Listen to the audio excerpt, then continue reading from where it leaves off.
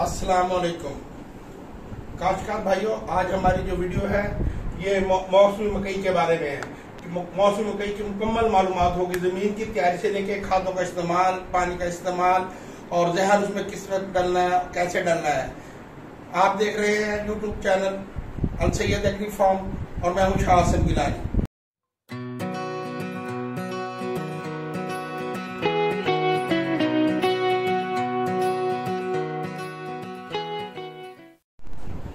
काश्तकार भाइयों, जिम्मेदारों को जो इस टाइम सबसे बड़ा मसला है वो है डीजल की महंगाई। डीजल बहुत महंगा हो गया और जमीन की तैयारी बहुत मुश्किल हो गई है। इसलिए हमें चाहिए कि हम समझदारी से कैसे जमीन को तैयार किया जाए, कम खर्चे में ज्यादा से ज्यादा जमीन को फर्टिलाइज किया जा सके, कैसे जमीन तैयार हो और अच्छे हमें फसल दी। आपको चाहिए कि आप सबसे पहले उसके ऊपर डिस्क फेरें। डिस्क फेरने के बाद उसको जमीन को लेवल करें। लेवल करने के बाद उस पर हल चलाएं और हल चलाने के बाद उस पर खेले निकाल लें।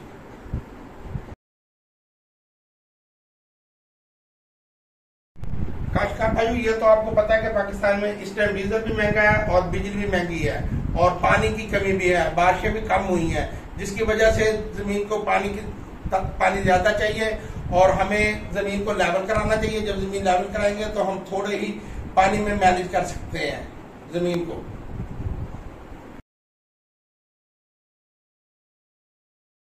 काश्तकार भाइयों, जो इस टाइम फील्ड में जो सबसे अच्छे भी जो मार्केट में अवेलेबल है उसमें डीके 8148, डीके 8022 और 6792, डीके और 6614 और जो पाइनियर के हैं 4040, 30T60, 30T60 और 30/87। 30/87 तो बहुत पुराना बीज है, इसने तो फील्ड में बहुत वर्क किया है, बहुत लोगों ने अब तो इस्तेमाल कम कर दिया है।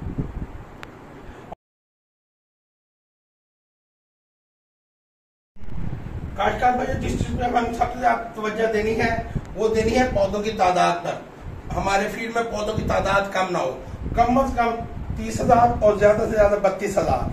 30,000 से पौधों की तादाद बिल्कुल कम नहीं होनी चाहिए। जब हमारे पौधों की तादाद 30,000 होगी तो हम जो खाद देंगे, जो फर्टिलाइजर देंगे, वो पौधे मुकम्मल तौर पर इस्तेमाल करेंगे और उससे ये होगा कि हमारा पानी, खाद, हर चीज मैनेज होगी।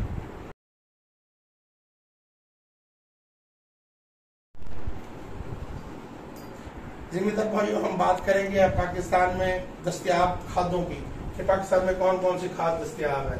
पाकिस्तान में DAP, NP, MOP, SOP, urea और कैमग्वारा दस्तयाब है। अब आपने मकई में कौन सी खाद कितनी इस्तेमाल करनी है ये डिपेंड करता है आपके ऊपर कि आपने खर्चा कितना करना है, उसकी आमदनी कितनी लेनी है, ये आप पे डिपेंड करता है।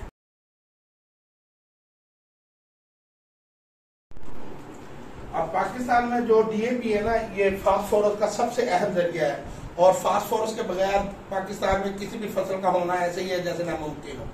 अगर आपने डीएपी इस्तेमाल करनी है तो कम से कम आपको 2 बोरियां इस्तेमाल करनी पड़ेगी। 2 बोरियों का आप इसमें 46% इसमें फास्फोरस है, 18% यूरिया है। 46% फास्फोरस का मतलब है कि इसमें 23 किलो जोन सी है वो फास्फोरस है और 9 किलो यूरिया है। जब आप 23 और पाकिस्तान का सबसे बड़ी बदकिस्मती है कि हमारी जमीनें भी असासी हैं और हमारी जो खाद है वो भी असासी है, खाद तजाबी है नहीं। जब जमीन में जितनी भी खाद जाती है, जब ये 23 किलो खाद है ना, इसमें से हमारी ज्यादा से ज्यादा जो हमारा पौधा को मिलेगी वो खाद वो बहुत ही कम है कि 9 किलो तक मिले। 9 किलो तक इस्तेमाल करेगा यूरिया, 9 किलो इस्तेमाल कर लेगा, पर फास्फोरस सिर्फ 9 किलो, बाकी जमीन का हिस्सा बन जाएगी, जम जाएगी जमीन में।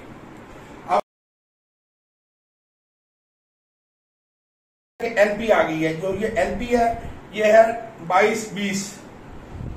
इसमें 22% नाइट्रोजन है और 20% इसमें फास्फोरस है। अब इसमें 20% फास्फोरस का मकसद ये है कि इसमें फास्फोरस की तादाद 10 किलो है और जो नाइट्रोजन है 11 किलो है। जब 11 किलो नाइट्रोजन है, जो कैनग्वारा में आप नाइट्रोजन है वो 26% है।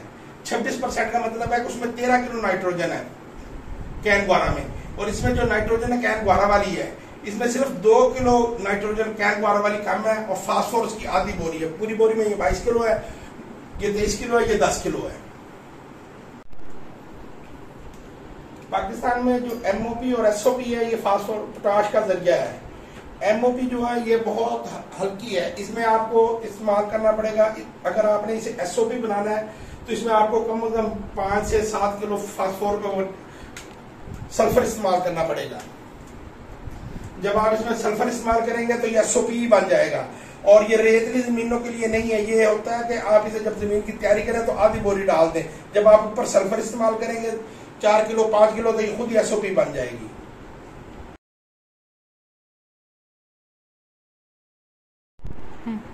जो हमारे पाकिस्तान में सबसे अच्छी पोटाश का सोर्स है वो है एसओपी।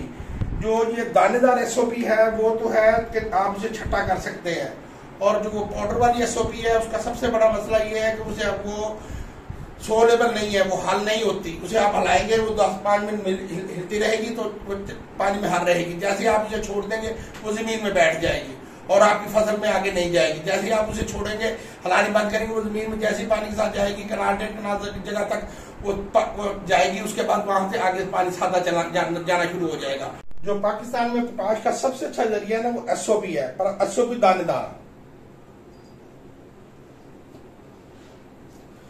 जो दानेदार है, जब एसओपी दानेदार इस्तेमाल करेंगे तो इसमें जो पोटाश होगी वो 25 किलो होगी और जो सल्फर होगा वो होगा 9 किलो। जब आप इसकी एक बोरी कम से कम मकई में इस्तेमाल करेंगे, अगर आपने और ज्यादा लेनी है तो फिर आपको 1.5 बोरी इस्तेमाल करनी है। और मकई में आपको यूरिया कम से कम 4 इस्तेमाल करनी पड़ेगी। 4 अदद आप यूरिया इस्तेमाल करें। और अगर आपने इस खादों को सस्ता करना है तो आजकल ये हुआ है कि एनपी का जो सा रेट है वो कम है।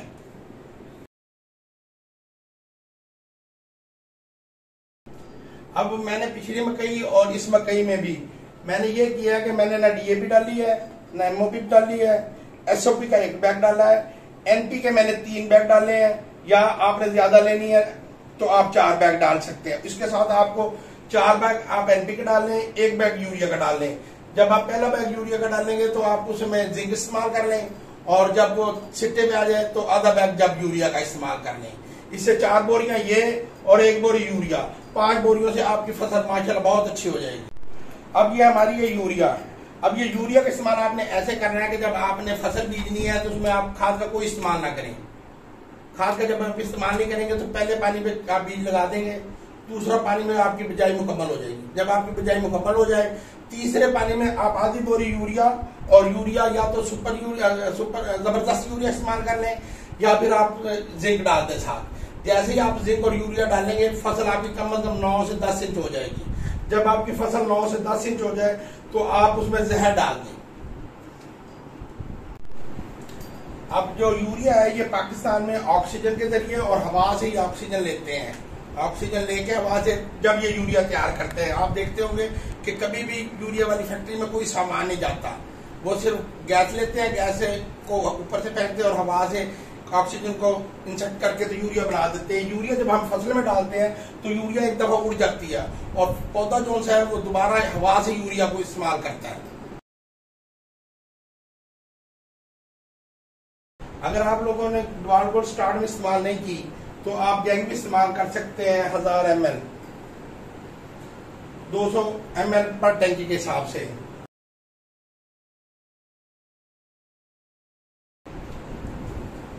जो एफएमसी की थी ना फ्यूराडान, वो मशहूर जमाना दवाई थी और दीगर कंपनियों पर कार्बोफ्रान थी। अब गवर्नमेंट ने इन दोनों दवाइयों पर पाबंदी लगा दी है। इसकी वजह से अब हमें क्या करना पड़ेगा कि 150 ml बाइफेंथ्रीन, 150 ml लोफिरान, 150 ml एमामेक्टन ये एक बोतल में डाल लेंगे, और साथ ही उसकी संजंटा की इजाबियान ये 80 ml ये डाल के बोतल को हमें बना के बोतल को हिला के अच्छी तरह, और 0 नंबर की हमने लेनी है बजरी 9 किलो, या वो 10 किलो होगी या 9 किलो होगी। आप उसके एक थैली लेके उसके 10 किलो या 9 किलो को जो भी हो उसके आपने 2 हिस्से कर लेने हैं। वो एक बजरी जो 0 नंबर है वो आपके 2 एकड़ों में इस्तेमाल होगी। आपने उसमें बाइफेंथ्रीन, लोफिरान, एमामेक्टन, इजाबियान आहिस्ता आहिस्ता मिलानी है, और जो आपका वर्कर हो उसके हाथ पे आपने दस्ताने चढ़ा देने हैं। वो आहिस्ता आहिस्ता फेंकता रहे और आहिस्ता आहिस्ता उसे मिक्स करता रहे यहाँ तक कि वो सारी मिक्स हो जाए। जब सारी मिक्स हो जाएगी तो उसे आप चॉपर पे डाल देंगे और वो उसे सूखने के लिए रख देंगे।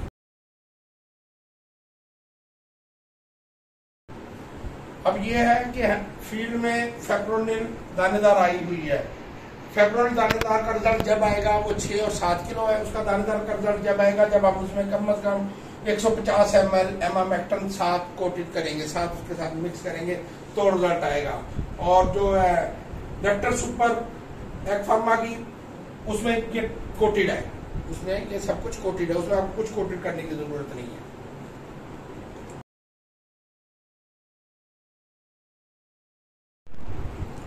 अब ये जो हमने पहला जहर डालना है ना, पहला जहर डलेगा हमारा 20 से 30 दिन के दरमियान, 20 से 30 दिन के दरमियान। और अगर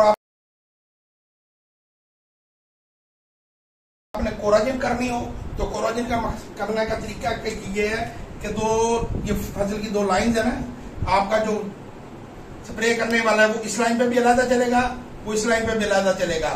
और जो आपका स्प्रे का वो जो है फुहारा उसने ढीला करना है। और पौधा जो है, जो हमारा ये पौधा है, इसकी कोंपल के अंदर कतरा जाए, इसकी कोंपल के अंदर कतरा जाए। ऐसे ना हो कि वो स्प्रे कर रहा है जी, ऐसे जा रही है स्प्रे, ऐसे जा रही है, ऐसे जा रही है, एक कतरा जाए या 2 कतरे जाए, कोंपल के अंदर जाए, फिर कोराजन का रिजल्ट आएगा। अच्छा, जौन से काश्तकार भाई कोराजन करने के शौकीन है कि हम ये जहर नहीं बना सकते, हम सिर्फ कोराजन से रिजल्ट लें, तो वो 50 ml वाली मेहरबानी करके वो 50 ml वाली कोराजन इस्तेमाल ना करें, वो 80 ml वाली कोराजिन इस्तेमाल करें। जब 80 ml वाली कोराजिन इस्तेमाल करेंगे तो उसकी टंकियां ज्यादा बनेगी और आपको उसका रिजल्ट अच्छा आएगा। जब हमने दूसरा जहर जो है वो हमने करना है 45 से 50 दिन। जब हमने पहले से इसे कोराजिन कर लिया या जहर डाल लिया है, उसके बाद हमने 1 बोरी एनपी फिर डाल देनी है। एनपी डालेंगे और साथ ही पानी लगा देंगे स्प्रे करने के बाद और दानेदार जहर डालने के बाद। उसी जब आप ये डालेंगे करेंगे तो 5-6 दिन 10 दिन में आपको मुकम्मल रिजल्ट आ जाएगा। अगले पानी लगाने से पहले आपने फिर या स्प्रे करनी है या फिर यह जहर बना लेना है, जो भी आपको मुनासिब लगे, अच्छा लगे, वो आपने कर लेना है। हमने कम से कम 2 जहर करने हैं या 2 कोराजिन करनी है।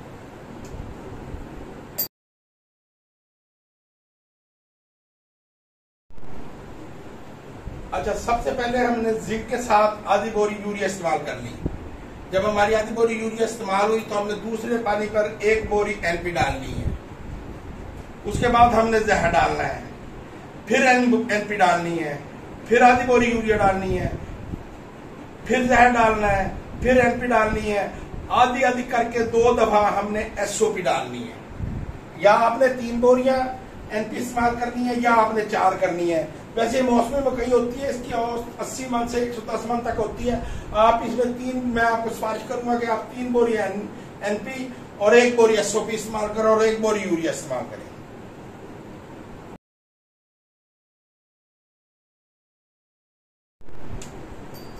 काश्तकार भाइयों, जब हमारी फसल का सिट्टा निकल आए ना, जब सिट्टा निकल आए और नीचे से पंजे निकल आए, जब नीचे से पंजे निकल आएंगे तो फसल गिरने से बचेगी और ऊपर से सीता निकल आए। इस मौके पर हमने कोशिश करनी है कि अपनी सारी खाद मुकम्मल कर लें। इसमें आप कोशिश करें कि एक दफा आप इसमें 4 किलो सल्फर भी इस्तेमाल करें, ठीक है। और जब ये सीता निकल आए तो जब तक फसल तैयार ना हो आपने नीचे से पानी नहीं सूखने देना। अगर तो सर्दी की मकई है, जैसे आप मौसम आ रही है, मौसमी मकई आ रही है, इसमें आपको स्टार्ट में तो पानी ऐसे होगा कि 8-10 दिन, अब 6-7 दिन निकाल लेंगे, पर जैसे ही आपका सिट्टा आएगा, एंटीना बार आएगा, आप इसमें पानी की वो कमी नहीं दे सकते, क्योंकि आपने अगर पानी की कमी दी तो उससे आपके फसल के दाना मुतासर होने का खतरा है। फसल का दाना मुकम्मल तैयार नहीं होगा, उसकी लेंथ मुकम्मल नहीं होगी। जब फसल की लेंथ मुकम्मल नहीं होगी तो कभी भी फसल कौन सी है वो औस पूरी नहीं देगी।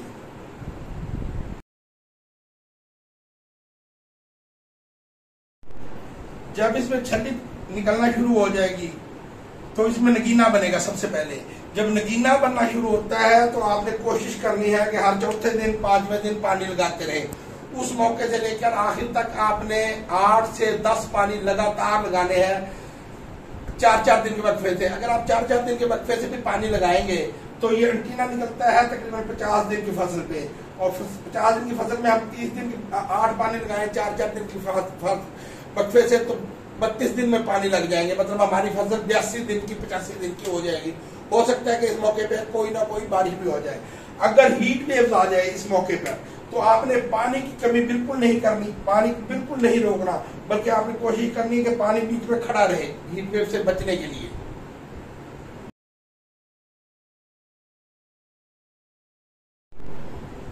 जो फसल की जो दिन है ना, वो तकरीबन 95 दिन से लेकर 95 का 105 दिन तक हमारी फसल पक कर तैयार होगी।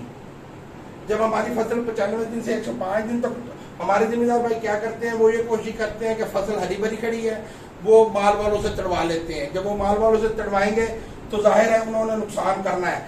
आपने इसे 105 दिन देने, और अगर आपने राया और गंदुम नहीं बीजनी तो इससे आप 125 दिन तक भी लेके जा सकते हैं। 125 दिन के बाद आप इसे पर्दों समेत इसे चढ़वा लें और इसे किसी पक्की जगह पे रखें। उसके बाद 10-12 दिन के बाद सूख जाएगी। सूखने के बाद ये जो अंदर गुल्ला होगा ना जी, उससे भी ये अपने वजन में ये तकरीबन 5 से 8 मन पर एकड़ के हिसाब से इसे आप जो से 20 दिन देंगे ना, इस 20 दिन में कम से कम 5 से 8 मन पर एकड़ का आपका औसत का फर्क पड़ेगा। हमने इससे पहले मकई के बीज के बारे में 2-3 वीडियो जो सी है वो अपलोड की थी, वो हमारी लिंक उसका आई बटन में मौजूद है, आप वहां से लिंक हमारा ले सकते हैं। हमने अपना व्हाट्सएप नंबर डिस्क्रिप्शन पे डाल दिया है, आप हमारे से कोई भी सवाल कर सकते हैं और हम आपको वीडियो के जरिए उसका जवाब देंगे। अगर कोई बीज, कोई स्प्रे वगैरह, आपको कोई भी प्रोडक्ट चाहिए तो हमारे से आप रब्ता कर सकते हैं। व्हाट्सएप नंबर स्क्रीन पर चल रहा है। हमारा कंटेंट आपको कैसा लगा? आज की वीडियो यहीं तक थी। आप हमें कमेंट्स में जरूर बताइएगा कि हमारी वीडियो आपको कैसे लगी। अगली वीडियो तक अल्लाह हाफिज।